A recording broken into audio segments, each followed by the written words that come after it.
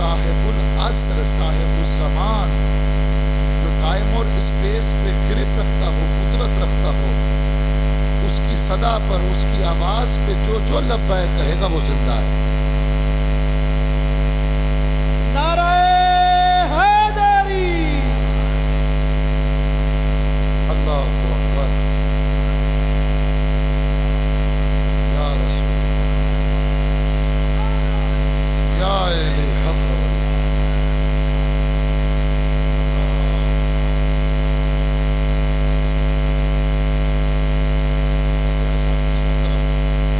میرا ساتھ دے رہے ہیں؟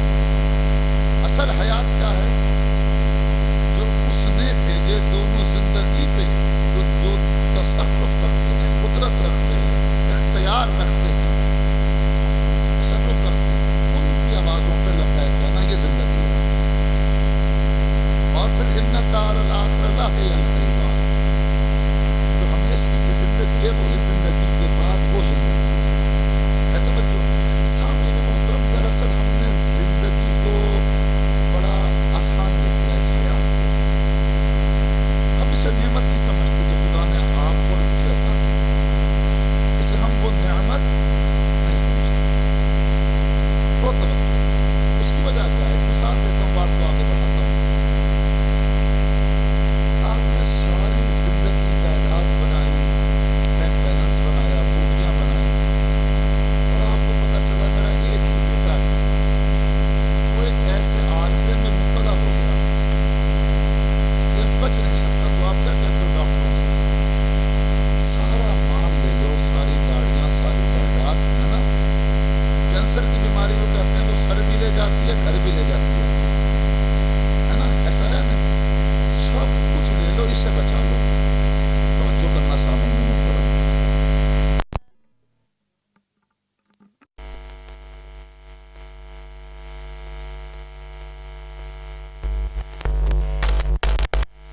زندگی وہاں سے لے کے آئے ہو، بچا رہے ہو۔ تو نعمت پیسہ بڑی ہوئی نا زندگی، اس کی مسئلہ کیا ہے سامعین محترم؟ ہم کہتے ہیں نعمتوں کا جو خدا نے سمجھ آئے گا۔ سورہ زمر کی آیت پڑھ رہا ہوں، 42 نمبر آیت۔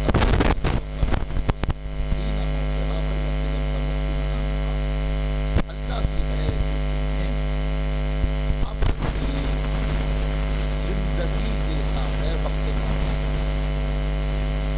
وقت موت وہ خدا ہی ہے، حین موت ہے، جو موت کے وقت ہماری روح کو، اور یہی کیفیت کب ہوتی ہے؟ لم تمت فی منامک، سوتے وقت بھی یہ ہوتی ہے۔ اگر موت کو سمجھنا ہے تو اپنی نیند کو سمجھو۔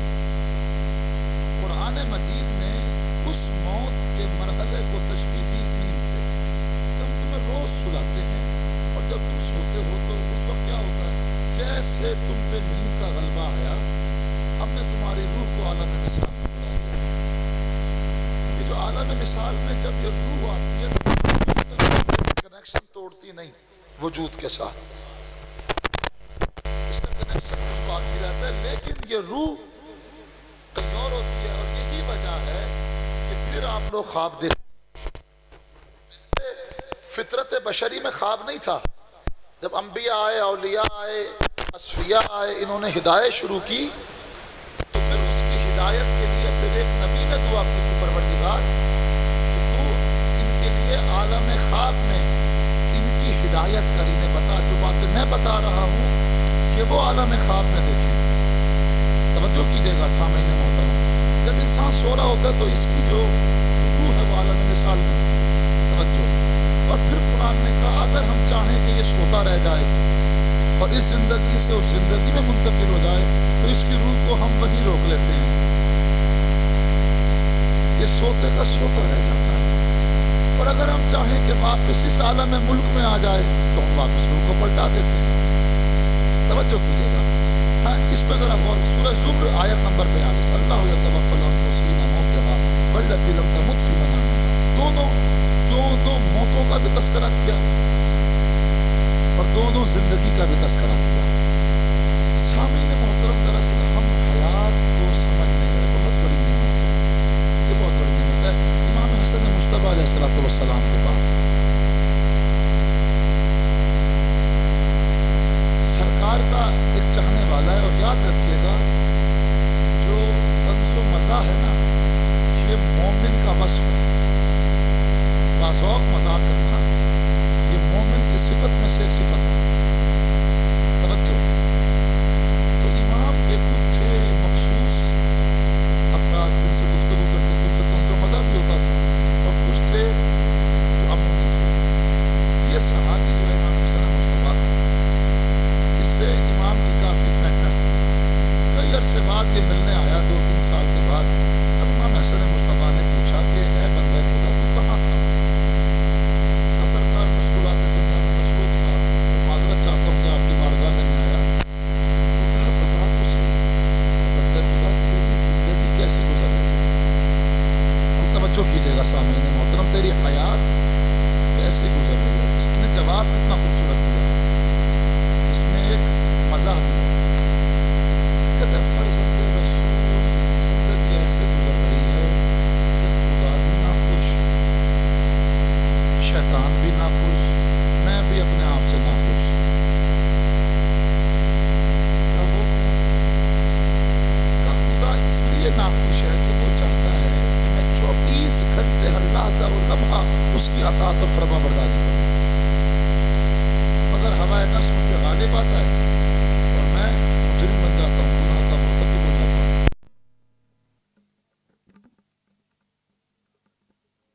इस घंटे जो मेरे रोज के हैं, सारी जिंदगी लहज़ा और लम्हा उसकी बंदगी में गुजरे, और फिर मेरे से कोई गुनाह सरजद हो जाता है, इसलिए खुदा मेरे से नाखुश। शैतान इसलिए नाखुश कि वो चाहता है कि मैं 24 घंटे सरकश रहूं, लेकिन तौबा का दरवाजा खुला है। हाँ, तौबा का दरवाजा खुला है। जब मैं तौबा कर लेता हूं तो वो हो जाता है नाखुश। और मैं अपने आप से नाखुश इसलिए हूं कि मुझे पता है कि मुझे मौत आनी है। जो मेरा मौजू, मैं चाहता हूं कि मैं हमेशा जिंदा रहूं। है तो बच्चों, लेकिन मौत मुझे आनी है। सरकार ने कहा कि देख क्या बंदे खुदा, मौत से फरार इख्तियार करेगा तो वही हाल होगा जो आदम से मनसब नबूवत और इमामत, मनसब नबूवत और रिसालत के होते हुए तर्क औला हुआ था। वो तर्क औला के लिए जो शैतान ने पॉलिसी बनाई थी वो क्या थी कि अगर तुम इस शजर के किसी समर को हाथ लगा लोगे और उसका फल तनावुल कर लोगे तो क्या होगा, हमेशा की जिंदगी मिलेगी, तुम्हें मौत नहीं आएगी। तो सामईन मोहतरम, मौत से फरार इख्तियार करना इंसान का कमाल नहीं, उसकी तैयारी करना इंसान का कमाल है।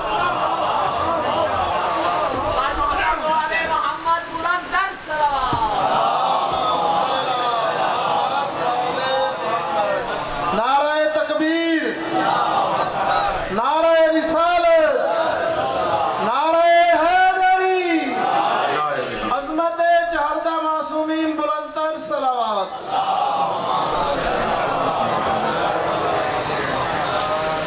हम बाखुदा सारी जिंदगी सजदा शुक्र में रख दें, खुदा की कसम हम फकत इस नींद का शुक्र अदा नहीं कर सकते तो उसने नींद हमें अता की। सामईन मोहतरम, आप घर से खाना खा के आए ना और पुरबाश हो, 2-3-4 रोटियां खा के, हाँ, और यहाँ आपको शबीर काज़मी साहब भुना हुआ पूरा सिज्जी रख देंगे ना, किसकी, बकरे की, तो आप कतन नहीं खाएंगे। कहिए किबला आपने बड़ा अच्छा एहतमाम किया, लेकिन शिकम तो मेरा है ना, उसमें अब जगह नहीं है, पहले वो तो हजम हो जाए, फिर यही कायनात का निज़ाम है। जो नेमतें खुदा ने तुम्हें दी, जब तक उसका शुक्र नहीं करोगे ना, अगली नेमत कभी तुम्हारा इंतजार नहीं करेगी, क्योंकि उसने शुक्र का तकाजा अपने लिए नहीं किया, तुम्हारे लिए इजाफा नेमत के लिए शुक्र का तकाजा। सिर्फ नींद का शुक्र अदा नहीं कर सकते। और फिर बताऊंगा कि बरज़ख की नेमतें कौन कौन सी नेमतें हैं। موت کتنی بڑی نعمت ہے، زندگی کتنی بڑی نعمت ہے، صرف اس نیند کا شکر ادا نہیں کر سکتے، کیونکہ نیند جو ہے وہ تمہارے اختیار میں نہیں، بستر پہ لیٹنا تمہارے اختیار میں ہے۔ نیند آتی ہے مطمئن نفس کو، مضطرب کو نیند نہیں آتی جب تک اطمینان نہ ملے۔ اور میں نے دونوں جملے بتائے۔ دیکھیں بندگی کا کمال یہ ہے، زندگی کیسے گزارو، زندگی جتنی گزارو بس یہ دیکھو تم مطمئن ہو یا نہیں۔ ڈیلی بیسس انالیسس کرو، روز رات کو سونے سے پہلے کہ دیکھو تمہارے روح جو ہے وہ مضطرب ہے یا مطمئن۔ یاد رکھیے کہ جس طرح سے میرا یہ وجود میرا جس طرح سے بیمار ہوتا ہے نا، اسی طرح سے روح بھی بیمار ہوتی ہے۔ روح کی بیماری کا نام ہے شک، اور روح کی صحت کا نام ہے یقین۔ ہے توجہ؟ قرآن نے کہا فَعْبُدْ رَبَّكَ حَتَّى يَأْتِيَكَ الْيَقِينُ۔ اتنی بندگی کرو، اتنی بندگی کرو، اتنی بندگی کرو اس خدا کی کہ تمہارا نفس مطمئن ہو جائے، تم منزل یقین تک پہنچ جاؤ۔ یہ ابہام، شک و شبہ جب آتے ہیں سمجھ لینا تم ڈی ٹریک ہوئے ہو، تم روح کی غذا وہ پرووائڈ نہیں کر رہے جو ہونی چاہیے۔ توجہ ہے، توجہ سامعین محترم، ہم اس کی نعمتوں کا شکر نہیں ادا کر سکتے۔ اور توجہ کیجئے گا، نعمات الہیہ کا شکر اگر ادا کریں گے تو مختلف نعمتوں سے وہ ہمیں مالا مال کرے گا، بہت بڑی نعمت ہے۔ اور سامعین محترم، اس فلسفے کو میں تھوڑا سا اور آسان کروں کہ شکر کا تقاضا اضافہ نعمت کی وجہ سے خدا نے کیا۔ امام رضا علیہ السلام تشریف فرما تھے۔ مسئلہ کیا، ہم جب بھی خدا کی بارگاہ میں آتے ہیں دعا کرنے کے لیے ہمیں سارے شکوے یاد آ جاتے ہیں، ایسا ہے نا؟ پروردگار یہ ہو گیا، وہ ہو گیا، یہ ہو گیا، وہ ہو گیا، زندگی ایسی گزری، کاروبار میں یہ ہوا، اولاد ایسی دے دی، بیوی ایسی دے دی، گاڑی دی نہ مجھے، ہاں کیا سارے شکوے ہمیں یاد آتے، سارے حادثات ہمیں۔ خدا کے لیے خدا سے شکوہ نہ کیا کرو، اپنی دعاؤں میں شکر کیا کرو۔ اگر چاہتے ہو کہ اسی زندگی میں خدا تمہاری اس دنیا کو جنت نظیر کر دے اور یہاں ہوتے ہوئے اس زندگی کا کچھ کر لو، تو شکر کرنا، شکوہ نہ کرنا اس کی ذات سے۔ یہ بات یوں سمجھ نہیں آئے گی۔ اب ایک واقعہ پیش کر رہا ہوں آپ کے سامنے، صحیح السند ہے، امام رضا سامن الحجج، والی خراسان، غریب توس، علی ابن موسیٰ رضا، سرکار کی بارگاہ میں ایک صلوات۔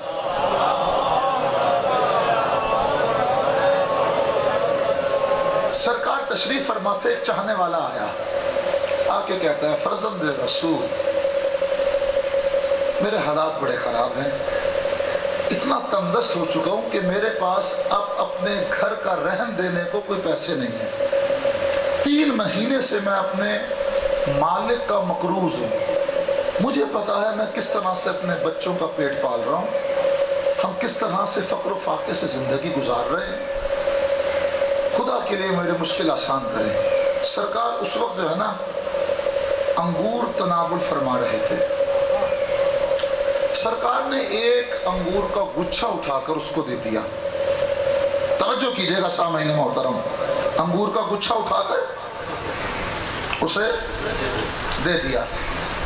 وہ کہتا سرکار اس گچھے سے میرا قرض ادا ہوگا، بچوں کا پیٹ پالوں گا اس ایک انگور کے گچھے سے۔ توجہ کیجئے گا، اس نے اپنے شکوے شروع کر دیے۔ اتنے میں ایک اور چاہنے والا آیا، سلام کیا، فرزند رسول میرا سلام قبول کیجئے۔ سرکار نے اسے انگور کا گچھا دیا تھا، اس کو ایک دانہ دیا، انگور کا ایک دانہ دیا، انگور کا ایک دانہ اس نے لیا، بارگاہ ملکوتی سے میری اتنی حیثیت، اتنی اوقات کہ بارگاہ ملکوتی سے مجھے ایک انگور کا دانہ ملے۔ مولا نے پورا گچھا دے دیا، کہا سرکار ابھی تو میں نے اس کا شکر ادا نہیں کیا،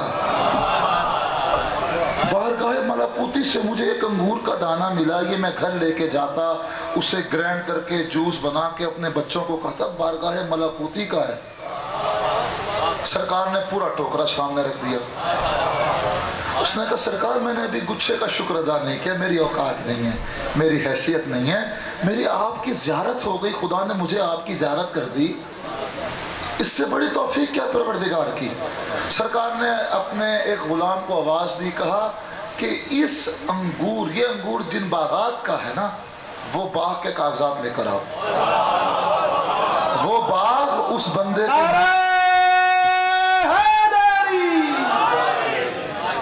है तवज्जो।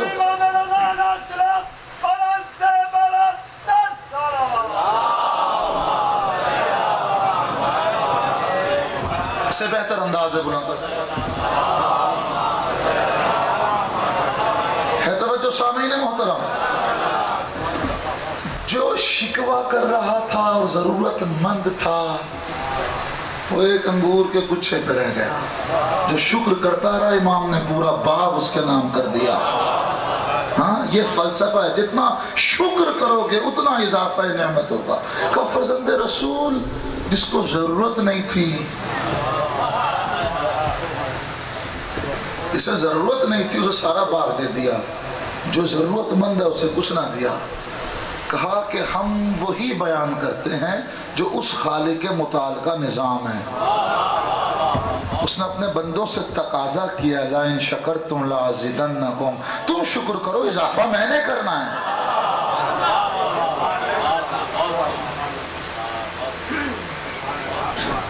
है तवज्जो। हदीस कुस्सी के जुमले से तत्व मिन्ने व सित्ततु मिनकुम, 6 चीज़ें अल्लाह की तरफ से और 6 चीज़ें बंदागान खुदा तुम्हारी तरफ से होनी चाहिए। उसमें एक चीज़ क्या, और रिज़्क़ु मिन्नी व शुक्र मिनकुम, रिज़्क़ मैंने देना, शुक्र तुम करते रहो।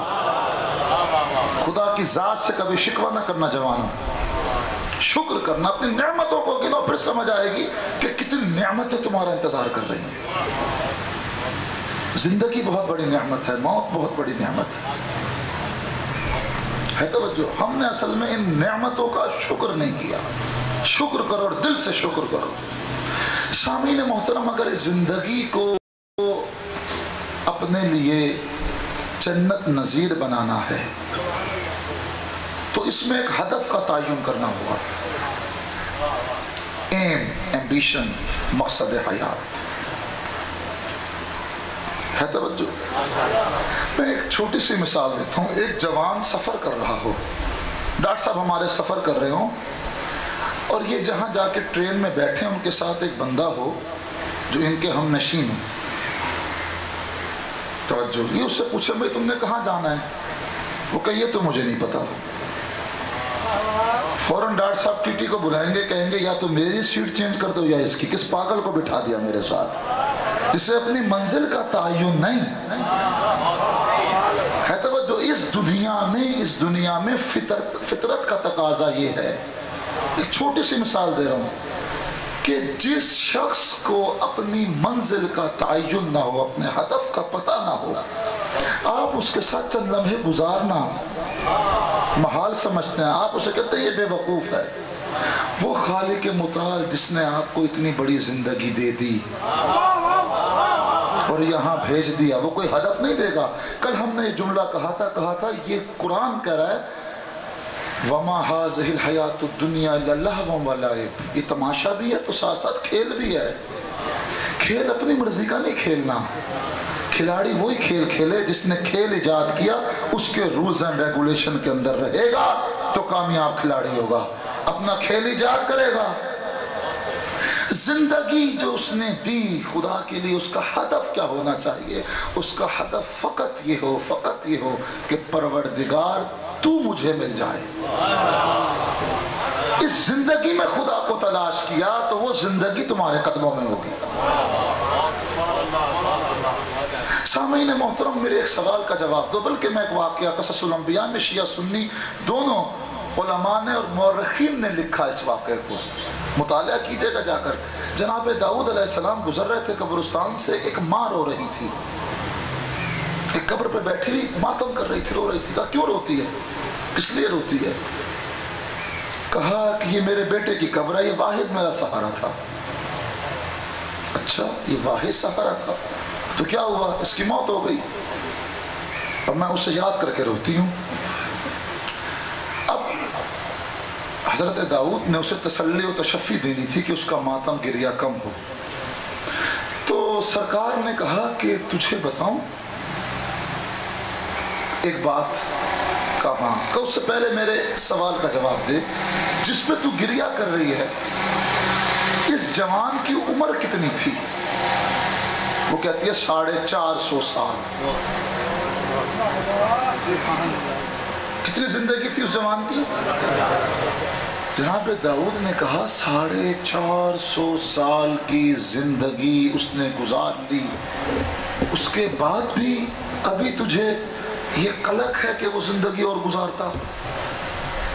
توجہ، ابھی بھی تجھے یہ قلق ہے، یہ غم ہے کہ وہ زندگی اور گزارتا؟ جناب داؤد نے کہا سلسلہ نبوت کی جو آخری کڑی ہے نا، اس کڑی کا نام ہے محمد مصطفیٰ۔ تجھے بتاتا ہوں کہ اس محمد کی امت کی ایوریج ایج 60 سال ہوگی یا 80 سال، بس۔ کہہ رہی ہیں فوراً رونا اس نے ختم کر دیا، تسلی ہو گئی۔ جب میں 450 سالہ زندگی میرے جوان نے گزاری اور ایک نبی ہوگا اس کی امت کی ایوریج ہے 60 سال 80 سال۔ کہا داؤد تم اللہ کے نبی ہو، تمہارے پاس صحیفوں کا علم ہے، کتاب کا علم ہے، بتاؤ تو صحیح وہ زندگی کیسے گزاریں گے؟ کہا وہ جو مطلب ساری زندگی لگا دے گی گھر بنانے میں، وہ سارے بھائی بچ ولا میں میرا گھر ہو، میرا ڈیفنس میں گھر ہو، بحریہ ٹاؤن میں گھر ہو، ہیں ایرے جو ہیں اس پہ لگا دو 50 لاکھ، باقی دیکھا جائے گا۔ اچھا اس دنیا کا فانی گھر بناتے ہوئے تو تم ایرے دیکھتے ہو، جو ابدی گھر ہے اس کے لیے کبھی نہیں سوچا؟ جناب داؤد نے کہا کہ وہ ساری زندگی گھر بنانے میں لگا دیں گے۔ اچھا تو اس آخرت کے گھر کی فکر کب کریں گے؟ کہتی ہے 450 سالہ زندگی میرے بیٹے نے گزار دی، اپنا گھر نہ بنا سکا۔ روتی صرف اس بات پہ ہوں کہ وہ جوان مجھ سے جدا ہو گیا جس نے 450 سال میں جتنا کیا آخرت کے گھر کے لیے کیا۔ سامعین محترم دستے دب جوڑ کے جوانوں میں ایک جملہ کہہ رہا ہوں، میرا ساتھ دینا، خدا کے لیے میرا ساتھ دینا۔ تمہارا جس مکتب سے تعلق ہے اس علی نے کبھی اپنے دشمن کو دھوکے میں نہیں رکھا، چاہنے والے کو دھوکے میں کیسے رکھے گا؟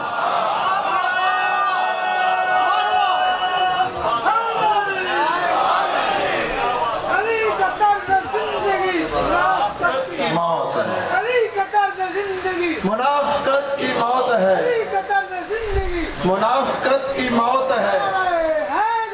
یا علی عظمت چہردہ معصومین بلندتر صلوات۔ تقبل اللہ، خدا قبول کرے اس نیاز کو۔ ہے توجہ سامعین محترم، میرا ساتھ دیجئے۔ علی نے اپنے، اور میں کوئی خطیبانہ جملہ کہنے کا منبر حسینی سے عادی نہیں ہوں، اور یہ جملہ میں پیش کر رہا ہوں جو میں نے ایوان حسین کے منبر سے پیش کیا تھا۔ علی نے کبھی اپنے دشمن کو بھی دھوکے میں نہیں رکھا۔ خیبر کا معاملہ ہے، مقابلے میں مرحب ہے، یہودیوں کا سب سے بڑا شجاع جو اپنی زندگی میں کبھی کوئی جنگ نہیں ہارا، جس کی طاقت کا اور قوت کا اندازہ لگاؤ، ایک ہاتھ سے اونٹنی کے بچے کو گردن سے پکڑتا تھا اور دوسری طرف پھینک دیا کرتا تھا۔ توجہ کرنا سامعین محترم، دو نام ہوتے ہیں اکثر ہمارے، ایک نام ہے ہمارا ڈاکومنٹڈ معید اصغر، یہی میٹرک کی سند پر، یہی وفاق المدارس کی سند پر، یہی مدرسے میں، یہی آئی ڈی کارڈ پر، یہی ڈومیسائل پر، یہی پاسپورٹ پر۔ ایک نام ہوتا ہے جو گھر والے رکھتے ہیں، چھوٹو موٹو۔ علی کا ڈاکومنٹڈ نام جو پہلے کسی نے نہیں رکھا، وہ خدا نے رکھا تھا، محمد کے ذریعے علی مرحب یہ جانتا تھا کہ جو بدر و احد کا فاتح ہے میں اس علی سے لڑ رہا ہوں.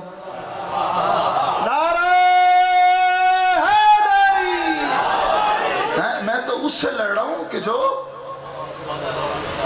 بدر و احد کا فاتح تھا, شب ہجرت میں نفس رسول تھا, وہ جانتا تھا پوری طرح مرحب.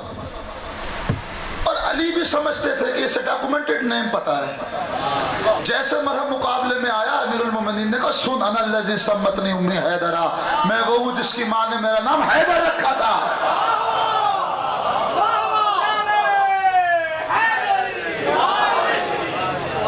فوراً سکتے میں چلا گیا, اس سے بچپن کا ایک خواب یاد آ گیا. بچپن میں اس نے خواب دیکھا تھا, وہ خواب یہ تھا کہ اس نے خواب میں دیکھا ایک شیر ہے جو اس پہ حملہ کرتا ہے, اس کو 2 ٹکڑے کر دیتا ہے. جو اس کی دائی تھی وہ نجومن تھی.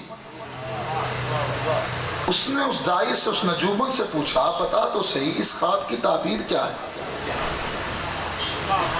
میں نے خواب میں ایک شیر دیکھا, اس نے میرے پہ حملہ کیا, 2 ٹکڑے کر دیے. کہا یہ شیر جو ہے نا یہ مثل شجاع ایک حیدر نامی شخص ہے, سب سے لڑ لیو حیدر سے نہ لڑیو. جب حیدر سے تیرا مقابلہ ہو گیا چیڑ پھاڑ کر دے گا وہ, جیسے اس شیر نے کیا. علی نے اپنے دشمن کو بھی دھوکے میں نہیں رکھا. ڈاکومنٹڈ نے چاہتے علی دھوکے میں مار دیتے. لیکن رسول اللہ نے علم ہاتھ دیکھ کے دیا تھا. علی کو علم کی تمنا نہیں تھی, علم کو علی کی تمنا تھی. اگر علی کو علم کی تمنا ہوتی تو علی پہلے موجود ہوتے. علم کو تمنا تھی تو نعت علی پڑھ کے رسول نے بلایا, نعت علی مجرح لا جائے.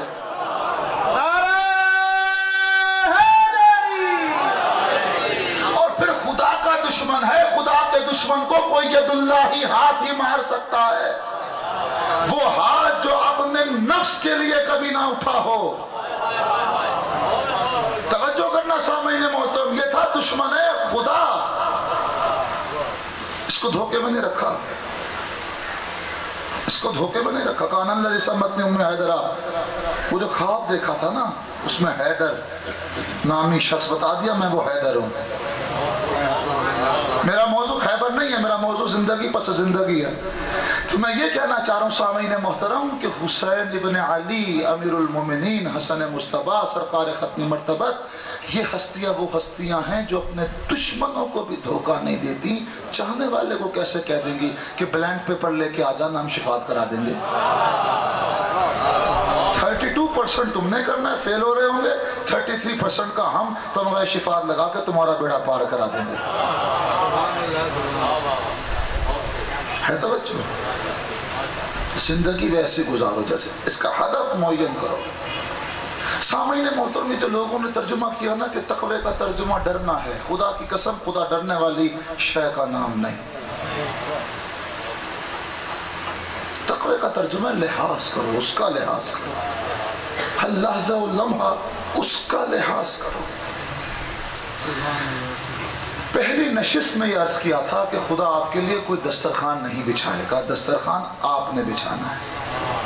پہلی رات قبر کی رات دسترخوان آرام کا, جو بھی آپ نے نعمات الہیہ کا انتخاب اسی دنیا میں کرنا ہے.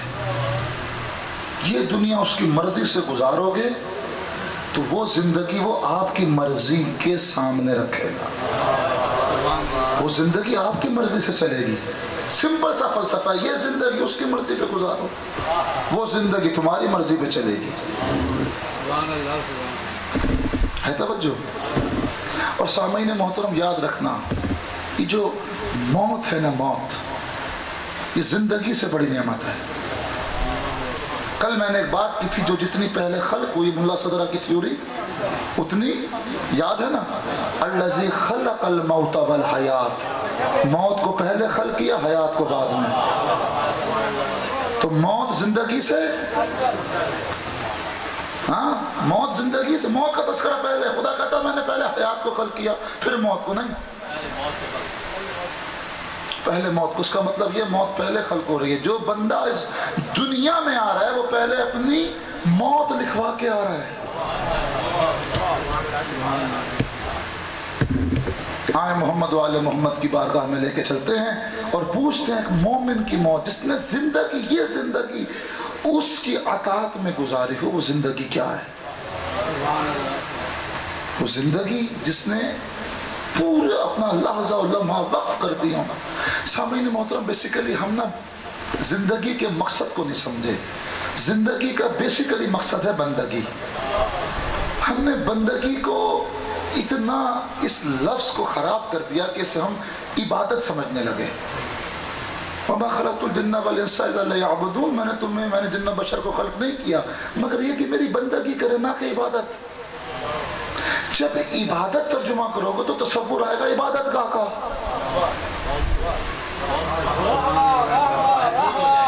ہاں کہ فرش عزائے حسین پہ میں بس حسین کا حسینی ہوں باہر نکل کے کسی اور کا بندہ ہوں. مصلی عبادت پہ اللہ کا بندہ ہوں باہر نکل کے کسی اور کا بندہ ہوں. بھئی پانچوں نمازوں میں تم کیا کہتے ہو؟ خدا سے عہد کرتے ہو ایاک نعبد و ایاک نستعین. ہاں ہم تیرے بندے ہیں تیری بندگی کرتے ہیں اور تجھی سے مدد مانگتے ہیں. جھوٹ بولتے ہو مسجد میں آ کے نماز میں کھڑے ہو کے جھوٹ بولتے ہو. یہ میرا جملہ نہیں آغا جوادی آمولی کا جملہ در سے خارج میں. انہوں نے کہا خانہ خدا میں آ کے جھوٹ بولتے پروردگار تیرا بندہ باہر نکل کے ہوائے نفس کا بندہ ہوں باہر نکل کے ابلیس کا بندہ ہوں جھوٹ کا بندہ ہوں محبت دنیا والے لوگوں کا بندہ ہوں. جی جی جی جی حضور.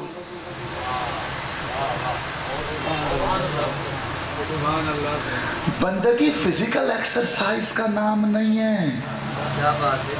توجہ کرنا سامعین محترم. بندگی فزیکل ایکسرسائز کا نام نہیں ہے. بندگی اس چیز کا نام ہے کہ وہ جب چاہے جتنی چاہے جیسے چاہے اتنی بندگی کرو. نعرہ تکبیر نعرہ رسالت نعرہ حیدری عظمت چہردہ معصومین بلندتر صلوات. زندگی آمد برائے بندگی زندگی بے بندگی شرمندگی. اس نے بندگی کے لئے خلق کیا. سامعین محترم اگر نماز عبادت ہے تو آپ فجر کی 4 رکعت پڑھ کے دکھائیں. بڑا اہم جملہ کہہ رہا ہوں. زکوٰۃ 2.5% ہے نا 10% دے دیں زیادہ غریبوں کے پیٹ بھر جائیں گے. خدا زکوٰۃ بھی منہ پہ دے مارے گا نماز بھی منہ پہ دے مارے گا. خمس 20% نہ دو 50% دے دو. ہے توجہ. حج 1 مہینے میں نہ کرو 12 مہینوں میں حج کرو. بھئی عبادت زیادہ ہی ہو رہی ہے نا. بات یہ نہیں ہے بندگی نام اس چیز کا نہیں ہے. نہ خدا تمہیں موسٹ ایفیشنٹ دیکھنا چاہتا ہے. ایفیشنسی نہ مارو. بندگی کا تقاضا یہ ہے جس کے بندے ہو جس کے عبد ہو اس معبود کی اتنی کرو جتنی وہ چاہتا جہاں چاہتا ہے جیسے چاہتا ہے جتنی چاہتا ہے اس کے بندے بنو گے تو سرفراز رہو گے. وہ اس لیے کہ اب جملہ کہہ رہا ہوں سامعین محترم میرا ذرا اس جملوں کا لحاظ کرنا.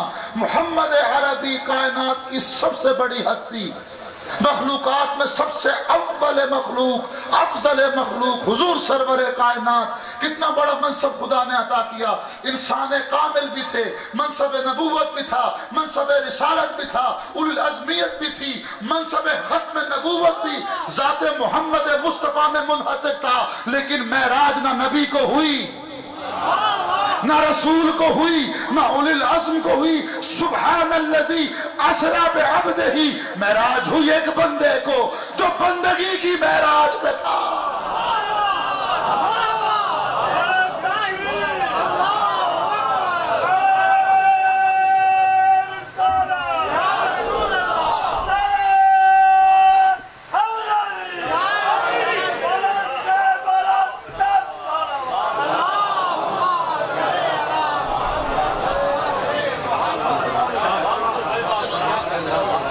منصب ولایت سب سے بڑا منصب ہے لیکن منصب الخصال کی روایت ہے شیخ صدوق علیہ الرحمن نے نقل کی اس میں روایت موجود ہے کہ 120 مرتبہ رسول اللہ کو معراج ہوئی ہے.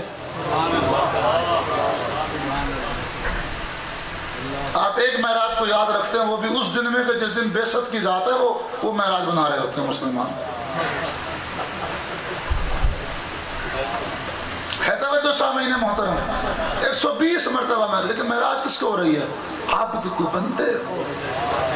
ہم نے رسول کو نہیں بلایا. اور پھر یہ بندگی کتنا بڑا احساس ہے، افتخار ہے، امتیاز ہے. توجہ کرنا سامعین محترم، جب اس کے بندے بنو گے، اس کے بندے بن کر اپنی ساری زندگی کی سانسیں گزارو گے تو سننا اتنے بلند ہو جاؤ گے، اتنے بلند ہو جاؤ گے. فتد اللہ قاب قوسین و ادنا، کہ جو روح الامین ہے، سردار ملائکہ ہے، اس کے پر جل گئے چوتھے آسمان پر ایک بندہ تھا.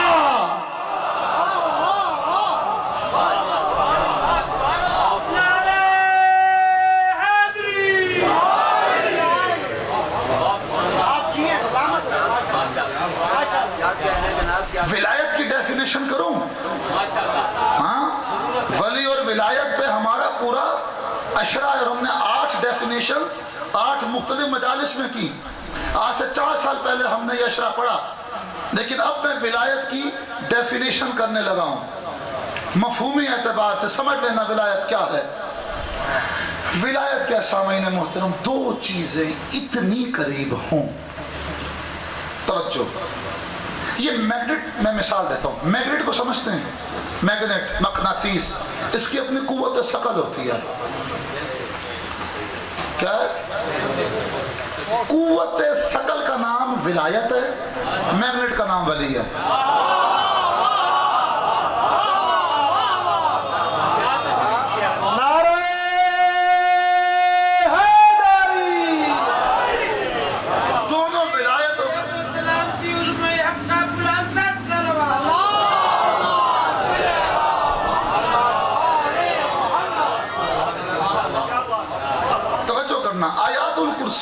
آیات الکرسی میں سامعین محترم بہت توجہ.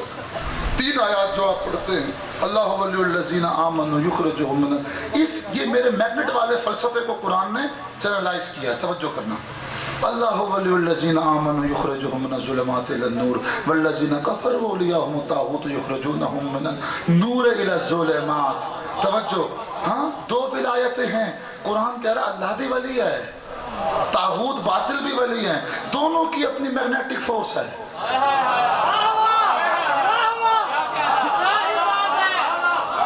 یہ جو ولایت قوت ثقل ہے، دونوں کی ہے، اللہ کی بھی ہے اور باطل کی بھی ہے. یہ تمہیں اختیار دیا کہ تم طاغوت کے اولیاء سے رشتہ جوڑتے ہو یا اس کی بندگی کرتے ہو. سامعین محترم بہت توجہ. جو غدیر میں آل محمد کی ولایت کا اعلان ہوا تھا وہ تھا منصب، نہ کہ بطور کمال. ولایت 2 قسم کی، ایک منصب، ایک عہدہ، جو خدا استعداد، لیاقت، قوت، بساط، ظرف دیکھ کے دیتا ہے. وہ جو ولایت فقط علی کی ولایت کا اعلان نہیں ہوا تھا، 14 کی ولایت کا اعلان ہوا تھا. رسول نے پہلے کہا الست اولیٰ بکم من انفسکم، کیا تم مجھے اپنی جانوں پہ تصرف بالاولیٰ ولی مانتے ہو؟ قالوا بلا. پہلے اپنی ولایت کا اقرار لیا اور کہا جس کا میں مولا، اس کا یہ مولا. اور کن تو پاسٹ ٹینس ہے، جس کا میں مولا تھا، آج سے یہ علی مولا ہے. علی سے مراد جو بھی علی کے نقش قدم پر علی کا بیٹا منصب امامت پر ہوگا وہ مہدی تک تمہارے ولی ہیں. توجہ کرنا. غدیر میں جو ولایت کا اعلان ہوا تھا وہ منصبی ولایت تھی. منصب میں اگر 14 کے علاوہ کسی 15ویں کو شریک کرو گے تو اللہ کے نظام میں یہ شرک ہے. اپنی طرف से 15वां वली कोई ना बनाना। 14 की विलायत का ऐलान किया रसूलुल्लाह से लेकर मेहदी की विलायत का ऐलान हो गया। और वो खुतबा गदीर में शकल असगर शकल अकबर की बहस को जाके पढ़िएगा। सामीन मोहतरम जुमला कह रहा हूं, लेकिन एक ऐसी विलायत है जिसका दरवाजा सुबह कयामत तक खुला रहा, वो है विलायत बतौर कमाल। अब बता दिया रसूलुल्लाह ने कि सुबह कयामत तक इन 14 वलियों का तारुफ करा के जा रहा हूं। इस मोहम्मद से लेके आखिरी मोहम्मद तक जितना तुमने अपने आप को इनके करीब किया, तुम भी वली बनते जाओगे। इसलिए कि कमाल का दरवाजा बंद नहीं हुआ, हम हैं वासिताए फैज़ इलाही। अगर विलायत गदीर में खत्म हो जाती तो फिर ये हिदायत का सिलसिला कैसे बढ़ता। इसलिए आओ, कोई बन जाए सलमान, कोई बन जाए मिक़दाद, कोई बन जाए अबू ज़र, कोई बन जाए मीसा में तम्मार, ये भी वली हैं क्योंकि ये हमारे जो करीब हैं। दरूद पढ़ दीजिए मोहम्मद वाले मोहम्मद की बात।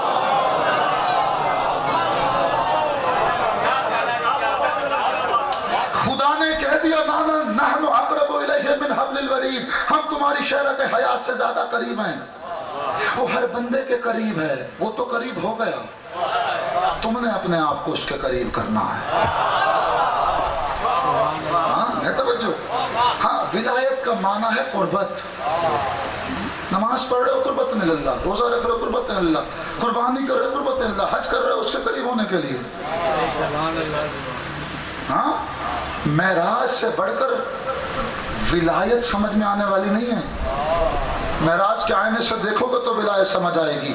उसने कह दिया मैं जो हूँ तुम्हारी शहर हयात से ज्यादा करीब हूँ, लेकिन मोहम्मद ऐसा बंदा है, उसने ऐसी बंदगी की, ऐसी अब्दियत की मेराज पर पहुंचा, इतनी बंदगी की, इतनी अताअत की कि मैंने फिर उसे मलाइका से अफजल कर दिया।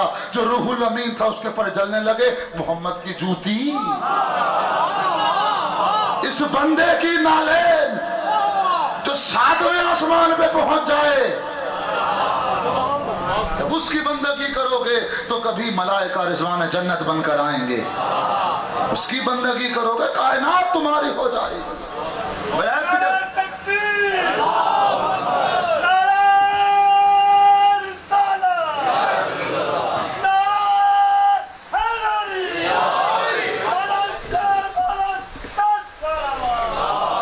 सामईने मोहतरम, धूप में कुछ लोग बैठे हैं, जगह यहाँ बहुत है, थोड़ा सा करीब आ जाए, 10 मिनट में आपके ओर लूंगा बस। दरूद भेजे मोहम्मद वाले मोहम्मद की बारगाह में।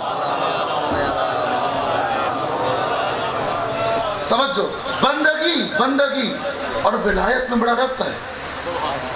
वो तो शहर के ज्यादा करीब हो गया। अच्छा, दुनियावी कुर्बत में क्या कि मैं यहाँ बैठा हूँ और मैंने यहाँ डॉक्टर साहब को अपने करीब बुला लिया, मैं नहीं हिला, वो हिल गए, कुर्बत हो गई। यह है मादी कुर्बत। लेकिन जो विलाई और इलाही कुर्बत है वो ये नहीं है, उसमें दोनों को करीब होना होता है। मैं भी अपनी जगह से यहाँ पे आऊँ, डॉक्टर साहब भी यहाँ पर आए, फिर विलायत होगी, ठीक है ना। खुदा ने कह दिया इन्नमा वलियुकुमुल्लाह, मैं तुम्हारा वली हूँ। और मैं फिर नहनु अक़रबु इलैहि मिन हब्लिल वरीद, तुम्हारी शहर के हयात से ज्यादा करीब हूँ, मैं करीब हो गया। अब तुम्हें भी हरकत करनी है, तुम्हें भी मेरे करीब होना है। जब मेरे करीब हो जाओगे, परवरदिगार तू नजर नहीं आता, कहा देखो नजर नहीं आता। हमने अपने 14 शाहकार बनाकर रसूल की जबान से, जबान वही से ऐलान तो करा दिया। अब जो ये देखो मोहम्मद है जो इसके करीब हुआ, वो हमारे करीब हुआ।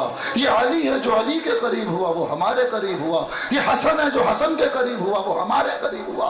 तवज्जो सामईने मोहतरम, जब खुदा को तलाश करने के लिए निकलोगे, जब अब्द उस महबूद को तलाश करने के लिए निकलेगा, तो याद रखना वो वजूद रखता नहीं, रास्ते में तूल में मोहम्मद वाले मोहम्मद नजर आएंगे।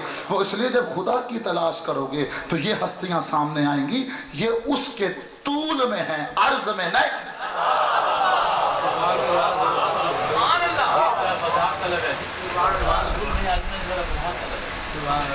तवज्जो, दरूद भेजे मोहम्मद वाले। समझा देता हूं एक जुमले में, अगर समझ आ जाए है, तवज्जो कीजिएगा। ये हस्तियां तवज्जो तूल में हैं, अर्ज में नहीं। मैंने क्या जुमला कहा? علی اب حدیث پڑھ رہا ہوں ان کو سمجھانے کے لیے تھوڑی سی. رسول اللہ نے فرمایا مسجد نبوی میں کہ علی پہ سب و شتم نہ کرنا میرے بات. جا کے اس کی سند دیکھو. اور میرے گھر میں نے دروازے کے اوپر یہ حدیث لکھی ہوئی ہے. کیوں علی پہ سب و شتم نہ کرنا؟ اس لیے علی ممسوس فی ذات اللہ. اللہ اکبر. علی نے اپنے وجود کو الہی وجود میں ذات خدا میں ضم کر دیا. یہ میں ایسی باتیں اب یہ اب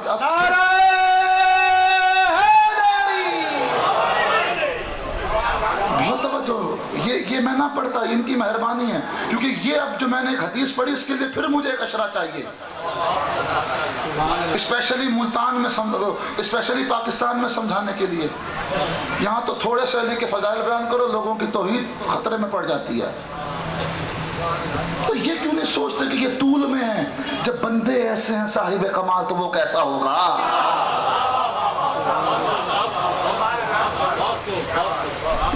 جب بندگی کی معراج پہ لوگ ایسے ہیں تو خالق کیسا؟ جب مخلوق ایسی تو وہ کیسا ہوگا؟ عبد ایسے تو معبود کیسا ہوگا؟ مرزوق ایسے تو رازق کیسا ہوگا؟ مرحوم ایسے تو رحمان کیسا ہوگا؟ یہ کیوں نہیں سوچتے؟ علی ممسوس فی ذات اللہ. علی وہ ہے جس نے اپنے پورے وجود کو سانچے وحدت میں ڈھال دیا. علی کا سونا بھی اس کے لیے، علی کا اٹھنا بھی اس کے لیے، علی کا جاگنا بھی اس کے لیے، علی کا کھانا بھی اس کے لیے. اب کیسے پتہ لگاؤ گے علی کیا چاہتا ہے؟ وہ کیا چاہتا ہے؟ طول میں ہے علی. اسی لیے توجہ کرنا سامعین محترم، جتنی بھی زیارت جامع کبیرہ کا مطالعہ کرو، وظائف کا مطالعہ کرو، اور جتنی زیارات ہیں، جتنی دعائیں ہیں ان کا مطالعہ کرو. حدیث سے خدا کی معرفت کبھی حاصل نہیں ہو سکتی، اس کی معرفت دعائے معصوم سے حاصل ہوگی. اس لیے کہ چہاردہ معصومین نے ساری زندگی اپنے قدرت سخن کے مطابق لوگوں سے کلام نہیں کیا. یہ ان کی مظلومیت تھی. نہ خدا نے قرآن کو اپنی قدرت سخن کے مطابق نازل کیا، نہ ائمہ معصومین نے کلام لوگوں کے سخن کے مطابق کیا، ان کی سطح فکری کے مطابق کیا، اپنی سطح فکری کے مطابق نہیں کیا. اپنے قدرت سخن کے مطابق چہاردہ معصومین نے کبھی کلام نہیں کیا. کلم الناس علی قدر عقولہم، ان لوگوں کے لیے ان کی سطح فکری پہ اترے، پھر سہل کر کے جو ذہن انسانی سے مانوس الفاظ تھے، تراکیب تھی، وہ بیان کی، اور پھر گفتگو کی. وہ حدیث ہم تک پہنچی. یاد رکھنا حدیث میں مخاطب وہ جاہل معاشرہ تھا، لیکن دعا میں مخاطب وہ ہوتا ہے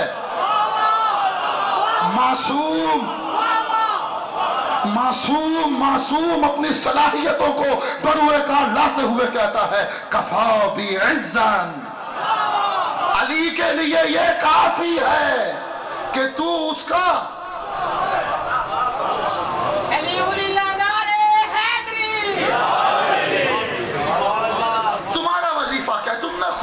دیکھا تو اس کے بندے ایسے ہیں جس نے ان دنیا میں آ کے بتایا بندگی کیسی ہوتی ہے. تمہارا وظیفہ کیا ہے؟ تمہارا وظیفہ یہ سامعین محترم جو حسین نے کیا وہ کرو. دیکھو یہ ذرا غور کرنا. شب عاشور ایک خطبہ دیا حسین ابن علی نے. اس خطبے کے یہ جملے ہیں فمل موت الا قنطرہ، جو میرے موضوع سے مربوط ہے وہ ایک جملہ اٹھایا اس خطبے سے. فمل موت الا قنطرہ، تم موت کو کیا سمجھتے ہو؟ صحابہ سے کہتے ہیں حسین ابن علی تم موت کو کیا سمجھتے ہو؟ فمل موت الا قنطرہ، موت تو مجھ حسین کے نزدیک وہ لمحہ ہے جو ایک پل کی مانند ہے. پل اس زندگی اور اس زندگی کو جو ملاتی ہے وہ پل موت ہے. تمہیں ٹینشن کس بات کی؟ یہاں تم میری زیارت کر کے جا رہے ہو، وہاں رسول اللہ.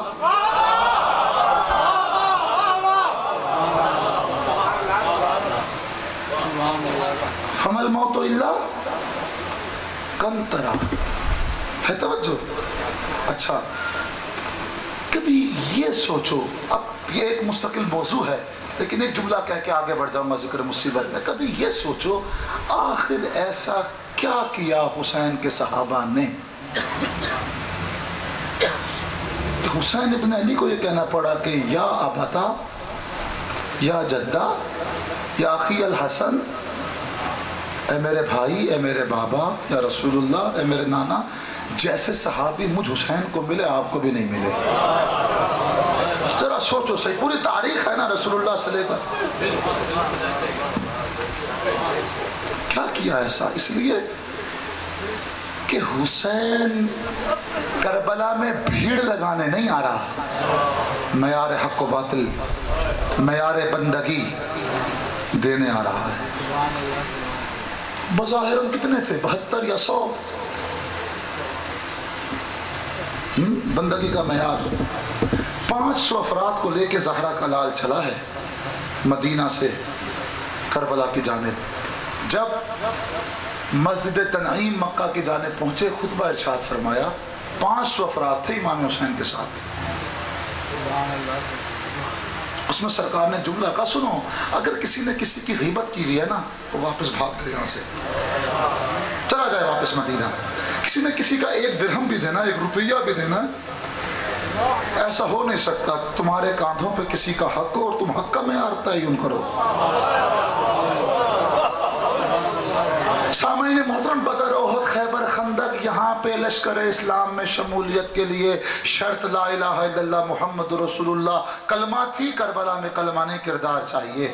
کردار حسینی ہوگا، کلمہ ہم خود پڑھا لیں گے، چاہے کوئی عیسائی ہو، چاہے کوئی یہودی ہو، آ جائے ہمارے لشکر میں۔ ہے توجہ؟ کیوں ان صحابہ کو مقام کیوں ملا؟ اس لیے کہ یہ بندگی کی اس معراج پہ تھے، انہوں نے اپنا سب کچھ، اپنے وجود کو حسین کی بندگی میں۔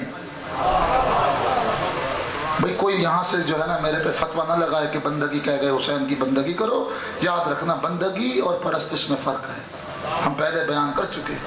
بندگی کا مطلب غلام بن کے رہنا، غلامی کرنا، بندہ بن کے رہنا، سرکش بن کے نہ رہو۔ انہوں نے حسین کی بندگی کی، حسین کی اطاعت کی، حسین کے نوکر، سروس، چودھری نہیں تھے۔ کربلا والوں کو مقام اتنا ملا کہ ان کے جذبات بھی حسین کے جذبات میں ضم تھے۔ خدا کے لیے میری ماؤں، بہنوں، جوانوں، بزرگوں، کبھی فرش حسین پر اس نیت سے نہ آنا، ثواب کی خاطر کبھی نہ آنا۔ تم نے زہرا کے لال کو سمجھا کیا ہے؟ جب تمہارے گھر اشتہار پہنچا تھا نا، یہاں خمسہ مجالس ہے اس مودت قدہ میں کاظمی برادران کے یہاں، تم نے بس ایک نیت کی تھی، ہم وہاں جائیں گے۔ زہرا کا لال اس نیت پہ گھر بیٹھے تمہیں ثواب دے دیتا ہے، تمہیں یہاں بلاتا ہے کہ تم اپنے وجود کو میرے وجود میں ضم کر دو، اس لیے کہ میں نے اپنے وجود کو اس کی رضاؤں میں ضم کر دیا۔ اتنی بندگی کی کہ جہاں محال تھا سجدہ، وہاں پہ سجدہ شکر، جہاں محال تھا سجدہ وہاں پہ، جہاں شریعت کہہ رہی ہے کہ تم جان بچاؤ نماز نہ پڑھو، حسین وہ ہے جو بلاؤں کا استقبال کرتا ہے، مصیبتوں کو استقبال کرتا ہے۔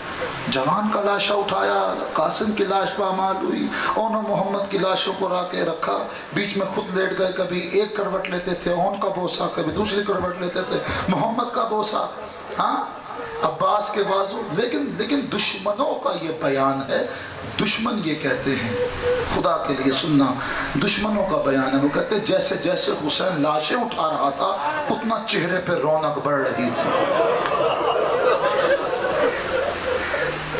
ہمت میں اضافہ ہو رہا تھا حسین کی۔ آج میں نے مصائب نہیں پڑھنے سامعین محترم، نہ میرے میں آج ہمت ہے کہ مصائب پڑھوں گا، دامن وقت میں گنجائش نہیں۔ میں نے آج 3 مجالس سے خطاب کرنا ہے اور مجھے اجازت دو گے، بس جملہ کہہ رہا ہوں، حسین ابن علی کی بندگی کو سمجھو۔ جہاں پہ لوگ دنیا کے بڑے بڑے عرفاء، بڑے بڑے کشف و شہود، صاحب سیر و سلوک، بڑے بڑے جہاں پر صبر کرتے نظر آتے ہیں نا، وہاں حسین نے شکر کیا ہے۔ دشمنوں کا بیان ہے کہ جتنی لاشیں حسین اٹھا رہا ہے، بچوں کی لاشیں، جوانوں کی لاشیں، اتنا صبر میں، ضبط میں، ہمت میں، حوصلے میں، ثبات قدم میں حسین کا اضافہ ہو رہا ہے کہ نور بڑھتا جاتا تھا۔ کیسا بندہ ہے حسین۔ عزادارو، کل میں نے ایک روایت پڑھی، اس سے اگلی روایت اب پڑھنے لگا ہوں۔ 11 محرم کو قافلہ چلا ہے کوفے کی جانب، ہاں، اور چند قدم آگے نکلا تھا تو یہ قافلہ رک گیا، شبر تازیانہ لے کے آگے بڑھا، کہا آگے چلاؤ قافلے کو۔ میری آقا زادی زینب نے اپنے آپ کو کھڑے اونٹ سے گرایا اور پہنچی ایک مقام پر۔ کیا دیکھا؟ عجیب منظر، کالے برقع والی بیوی ہے کہ جہاں سکینہ سر رکھ کے سوئی ہوئی ہے۔ کہا تعارف تو کرا، کسی نے ہمیں سلام کے قابل نہ سمجھا۔ کہا زہرا، کہا زینب پہچان، میں تیری ماں زہرا ہوں، بقیہ چھوڑ کر آ گئی ہوں، سارے مسائل میں نے دیکھے۔ راوی کہتا ہے کہ اس کے بعد اب اس بچی کو محمل میں بٹھایا نہیں گیا، بلکہ اس اونٹ سے محملوں کو ہٹایا، کجاووں کو ہٹایا، سکینہ کی پشت سے اونٹ کی پشت کو لگا کے رسیوں سے باندھ دیا تھا، اور کہتی تھی واہ غربتا واہ علیہ واہ عباسہ واہ حسینہ واہ محمدہ، چچا عباس میری خبر لو، بابا میرا مارا جائے، پانی مجھ پہ بند ہو، کرتے کو آگ میرے لگے، گوشوارے میرے چھینے جائیں، اور پھر رسیوں سے باندھ کر وہی کیا جائے جو دادی زہرا کے ساتھ کیا تھا۔